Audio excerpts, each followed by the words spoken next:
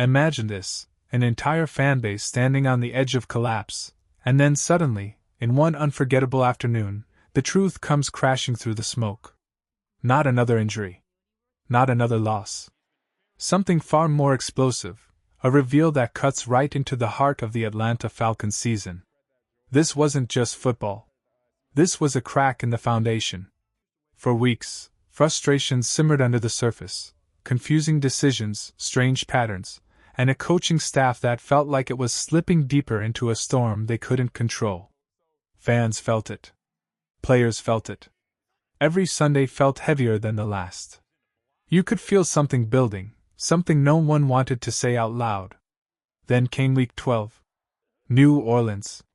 A 3-7 record. 5 straight losses. A fanbase hanging by threads. The optimism from the offseason? Gone. The belief in the rebuild? Evaporated. The season? On life support. But that day didn't break the Falcons. It exposed them. Because in a moment no one saw coming, everything changed the second Kirk Cousins stepped onto the field. It didn't feel like a simple quarterback swap. It felt like someone flipped a switch the organization pretended didn't exist. Suddenly the offense had timing. Suddenly the play action mattered. Suddenly the spacing looked coordinated. Suddenly the system worked. 24 points against the Saints. A losing streak snapped. A spark in a season that felt beyond saving. But with that spark came a question that hit every Falcons fan like a punch to the stomach. Where was this offense before? Where was this creativity when the rookie was healthy? Where was this structure? This rhythm?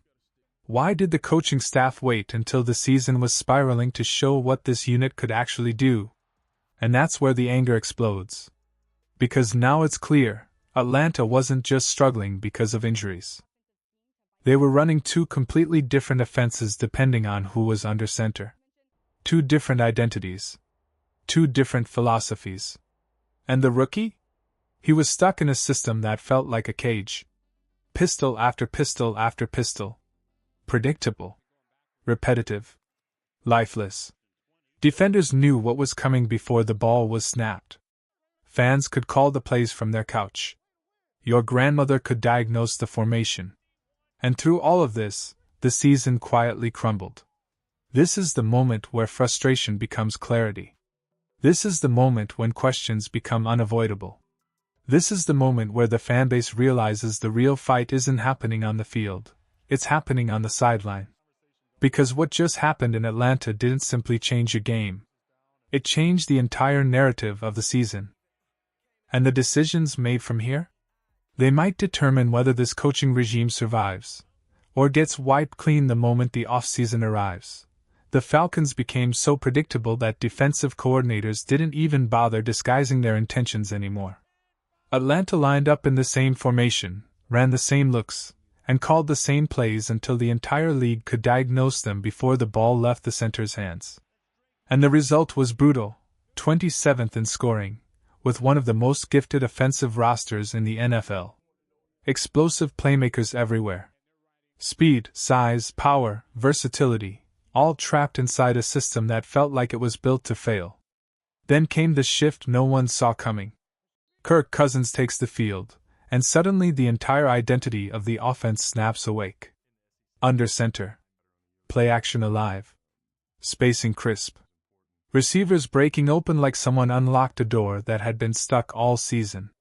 The run game feeding the pass. The pass feeding the run. It didn't feel like a tweak, it felt like a transformation. And that's when the anger reached a boiling point. Because fans weren't asking complicated questions. They were asking one simple thing: if this system works so well, where was it before? And the offensive coordinator, cornered by the uproar, finally stepped forward to defend the old approach. He insisted the pistol formation existed to protect the rookie. He claimed the numbers were strong, that the young quarterback ranked near the top of the league in yards per attempt. He described an offense that was efficient, effective, and functioning exactly as intended. But the truth didn't match the story. The rookie wasn't 3rd or 4th in yards per attempt, he was 15th. Yes, he ranked 5th in yards per completion, but the low completion percentage dragged the entire offense into the mud. And even if the coordinator meant play action specifically, the rookie wasn't top 3 or top 4, he was 11th. And standing above him? Kirk Cousins, at a staggering 11.8 yards per play action attempt. So if play action is the key, if it's the heart of the offense, why did the coordinator use it so rarely with the quarterback he claimed was built for it? 54 play action attempts in 9 games. 25th in the league. For a system supposedly designed for the rookie's strengths. That contradiction ripped through the fanbase like lightning. Because suddenly, everyone had to confront the uncomfortable question at the center of this controversy. What is the real problem? There are only 2 possibilities, and both are terrifying. Option 1, the rookie quarterback, a first-round investment, simply cannot operate under center. Not now. Maybe not ever. If that's true, the franchise misjudged him. The development plan is in trouble. The future is in jeopardy. Option 2, the offensive coordinator doesn't know how to coach under center football. He's chained to the pistol like it's a life raft, unable or unwilling to adapt.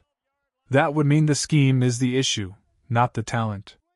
Either way, something is broken. Deeply, fundamentally broken. And the consequences aren't theoretical anymore. They are here. They are loud. And they are demanding answers from a franchise running out of time to give them. Let's confront the truth everyone has been dancing around. This offensive coordinator, the man steering one of the most talented units in the league, is calling NFL plays for the very first time in his life. No experience. No history. No safety net. That alone doesn't make him unqualified. Many great coordinators started the same way. But when your offense collapses, when your team is drowning in one of the worst scoring droughts in football, when you take a roster filled with speed, size, creativity, and promise, and turn it into one of the least productive offenses in the league, you don't get the benefit of the doubt anymore. Not when the losses pile up. Not when you average barely 20 points a game. Not when every Sunday feels like watching the same script, the same mistakes, the same stubborn philosophy runs straight into a brick wall. And then, after weeks of failure, you stand in front of reporters and insist the system is working exactly as planned? That's where the trust fractures. That's where the credibility collapses. Because this isn't just about play calls. It's about leadership. It's about honesty. It's about a franchise searching for answers while the people in charge insist nothing is wrong. And now the implications stretch far beyond the man with the play sheet. Zoom out for a moment. Look at the larger disaster forming overhead. The head coach is sitting on a scorching hot seat. The kind that melts away excuses, loyalty, and second chances. Ownership has never fired a head coach before year 3, but even that historic patience is fading. Why? Because the Falcons are now staring at a future without a clear quarterback. Another devastating injury. No first-round pick in 2026. A playoff dream that died weeks ago. A roster bursting with talent but collapsing under mismanagement. A fan base slipping into frustration, confusion, and exhaustion. And through all of it, the head coach has stood by his offensive coordinator, unwavering, unmoving. Loyalty is admirable. Loyalty builds trust. But sometimes, loyalty becomes a weight heavy enough to sink an entire season. Everyone sees it. Everyone feels it. Fans aren't whispering anymore, they're shouting from rooftops, "Fire the offensive coordinator. Make the change. Save the season. Save the staff. Save the future." Because right now, the whole operation looks compromised. The front office looks reckless for trusting a first-time play caller with a championship-caliber roster. The head coach looks stubborn for refusing to adapt or intervene. The coordinator looks overwhelmed, defending decisions that simply don't work. Even the rookie quarterback, the hopeful future of the franchise, looks exposed in a scheme that never gave him a fair chance. Nobody escapes blame. Not this time. Coaching is supposed to elevate talent. Coaching is supposed to solve problems. Coaching is supposed to be the anchor when everything else is shaking. But in Atlanta, We've seen rigidity instead of evolution, excuses instead of adjustments, defensiveness instead of accountability. And so here we stand, Falcons Nation, at a crossroads. The season's hopes have vanished, and what remains is a moment of truth.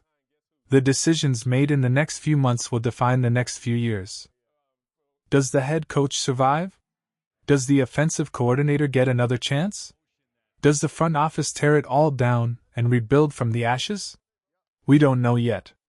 But we do know this: something has to change. The talent is too strong. The results are too weak. And the window for excuses is slammed shut.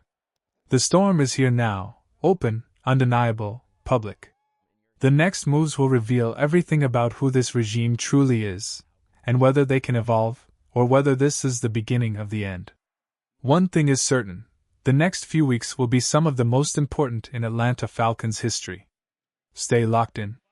This story isn't slowing down, it's just getting louder.